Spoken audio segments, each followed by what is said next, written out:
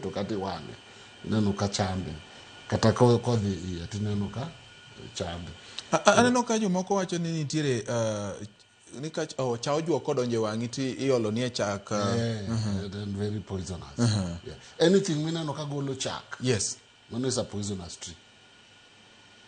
Ochuoga golo chak konu and very poisonous. Yet kata kuth ochuoga chak ochuoi. Is very dangerous. Tindi nyalo kuot kabisa. Okay, ni yath maber. But kendo en medicinal. Roots neka.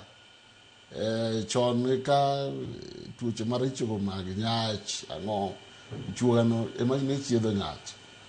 Ineno ke madhe ti laete. Yes. Ema jado liondo cha ne tiyo go to wondo jin chiedho kimu. Gano nyalo paro wach do liondo. Chuoga ga ema no dhi ga to kunyo to jide to madho.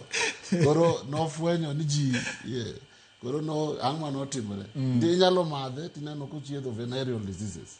Yes. Kiko chuoga go sangla. Chiedho venereal diseases. But kuthecha is poisonous. So we can have a shrub or a tree has 3 in 1. In poisonous, in fruit, and in medicine. Low rego part mitiyogo. Kichuchuoga kauchiak is a very good fruit. Yes.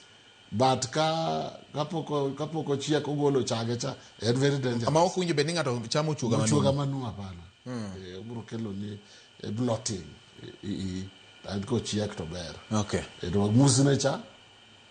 Very good medicine. Okay. Very good medicine for urinal